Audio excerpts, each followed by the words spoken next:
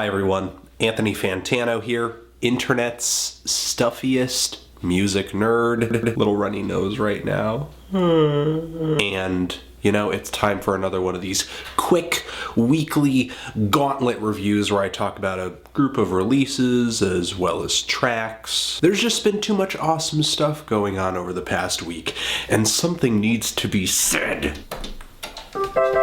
Let's start off with a few things that I would like to highlight. This up-and-coming electronic, also live instrument group, Psykers, has all these rehearsal demo videos up right now. It's some really interesting stuff. To me, it sounds like groups like Holy Fuck, as well as Death Grips. It's pretty interesting. Check out those videos, linked below this video. This band named the Dirty Nil has a new split single out, and their side of it is awesome. A nice, catchy piece of alternative rock that sounds like it came out of the 90s. A heavy ass guitar riff, some awesome melodic leads, and just a really catchy song. And finally, Touche, Amore and The Pianos Become the Teeth have a new split out. Look that up as well.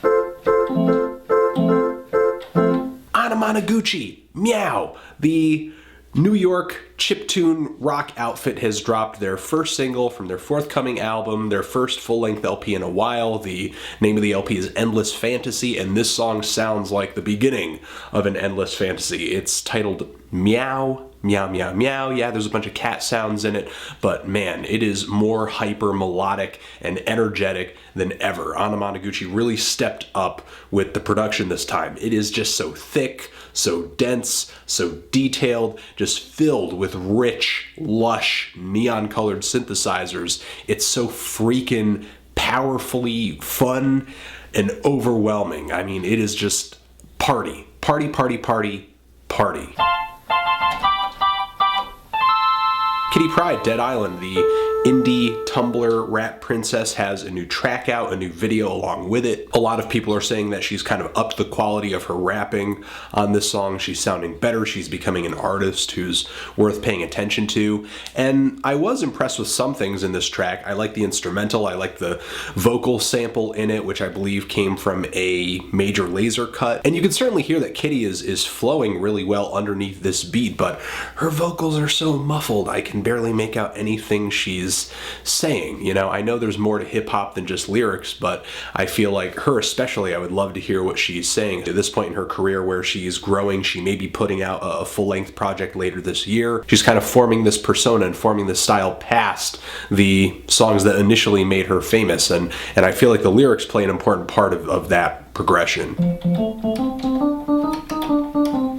Atoms for Peace! New Atoms for Peace song! Can you tell I'm psyched for this album? I mean, every bit of music that has been dropped so far from this forthcoming Tom York-fronted project has been pretty good to great, and I would say that this song sits on the great side of the spectrum. Stylistically, the song is pretty similar to Default. I'm feeling a very heavy sort of the Eraser vibe on this track, but that doesn't mean it's not done really well. I mean, I love the beat on this song, the like sampled and recorded and looped throat sounds on this thing sound fantastic. I mean, it makes the rhythm so much weirder and pretty unique. Outside of that humming, I guess you would call it, the beat is really rhythmic. It's very detailed. I like the way it kind of plods along with just all of these drums just flying in at every angle. It feels like something I would hear off The King of Limbs, but maybe with a bit more detail, a higher range of frequency. You're hearing those lows a bit more clearly. And on top of all these rhythms and these throat sounds, I mean,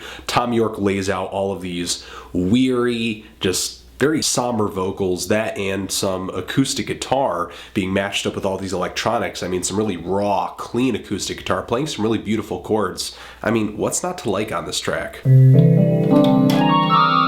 Iceage Coalition, yes. If I owned a calendar, like a physical calendar, I would just mark February 19th on there with a marker. If I owned a marker. If you remember these guys from a few years ago, they are a Danish, noisy, post-punky rock band with just a ton of raw and To Be Reckoned With Energy. Coalition is the first track that they've dropped from their forthcoming LP titled You're Nothing. And I was pretty surprised by the direction of this song overall. The band is sounding a little more clean, a little more composed, not so drowned out in noise and effects. So of course everything sounds a bit less hazy, but I feel like the band has kind of pumped up their energy level and they're playing to kind of make up for that. On top of that, the song that they're playing is pretty catchy too. I think the song has a lot going for it. I love it. It's just got me even more psyched for this forthcoming album.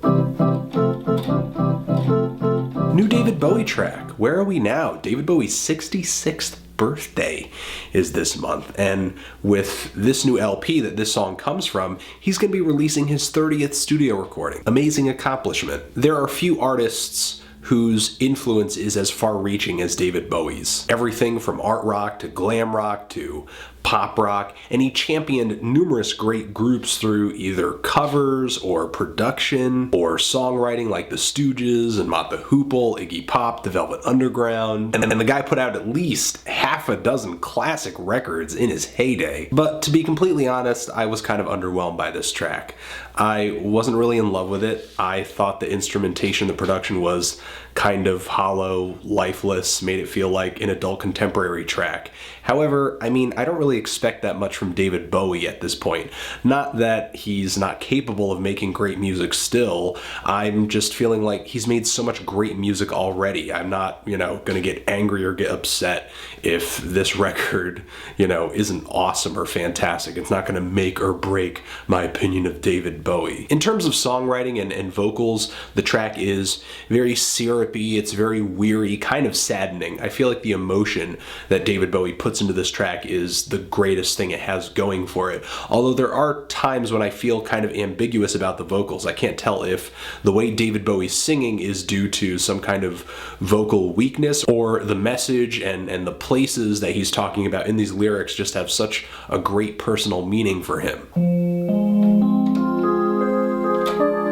Skrillex, Leaving EP. I'm actually pretty happy that, the new dubstep king, if you will, let me call him that, graced us with a handful of tracks to kind of kick off the new year. And, you could really just spare me the whole, is it dubstep, is it this, is it that argument? I don't really care. I mean, I just like that Skrillex produces such heavy, fun, jittery electronic music that is just very full of life. Now, this new EP has 3 tracks that range from pretty good to The track that opens this thing up, The Reason, has a great party atmosphere, especially toward the end of the track where you have all these whooping synthesizers against these building beats. The dude really freaking knows how to build tension in a track. I mean, that's pretty much what he built his name on, building up that tension and then sort of bringing that drop. After this track, Skrillex brings a dub version of a previously released track that was actually pretty decent, but the closing track on this EP has a lot of people kind of talking. It's the title track, and it actually kind of sounds like, you know, that style of dubstep that people claim to be way better than Skrillex's version of the genre. The style that artists like Burial perform. The beats on this thing are way more subtle. There are no wub-wub-wubs. There are vocal cuts of a female singing sort of scattered and chopped throughout with some reverb sounding very kind of delicate. I know Skrillex has taste in electronic music that is wider than most people give him credit for. It wouldn't surprise me if he was into Burial's music and into a lot of these more subtle dubstep artists, but I still can't help but feel like this track isn't all that necessary, because for this style of electronic music, this isn't really all that well produced. The sounds are kind of flat and bland, and the vocal sample is just absolutely boring. It just sounds like a less detailed and less fine-tuned version of what's already out there. Omar Rodriguez, Lopez, guitarist, really multi-instrumentalist, member of the Mars Volta, as well as a composer, has dropped not one, not two, but 3 full-length albums very recently. And I was really excited to kind of get into these things and dig around and just see what he drummed up that was so amazing that he had to just put out 3 full-length albums at once. But I was kind of disappointed to hear that there was just a lot of Just a lot of overindulgent lo-fi fuzz, just nondescript cacophony. There are just a lot of noisy progressive rock cuts on here that I feel like the bad recording hurts them more than it actually helps them. Plus, there are some songs on here, especially on Equinox, that are way more electronic, drum machine backed, kind of poppy. I have to say that I felt like Unicorn Skeleton Mask was the only one that I thought was at least somewhat enjoyable, although the 15-minute cut El Paso, Texas on Equinox was pretty impressive. And I will say finally that the up-and-coming hip-hop trio known as Super Helpful, consisting of Chuck Strangers from Pro Era, as well as Kwame 3000, and Lee Bannon have a new project out called THEHELP. And while Kwame and Chuck are not really my favorite rappers, I do think Lee Bannon is an underrated producer who is on the come up and producing better beats for better artists as he continues forward. There are some throwaway tracks on here, especially the opener, which has some pretty, hair-raising singing on it. But then again, there are songs like Lawns that feature Joey Badass on here, have a great instrumental, and stylistically actually kind of remind me a little bit of like Madlib's Quasimodo work. And those are the songs and releases and just sort of recent musical events that I would like to discuss. Thank you very much for watching. I love you. You're the best. Mwah, mwah, mwah. Stay healthy. And yeah, that's it. The needle drop. Quickies forever.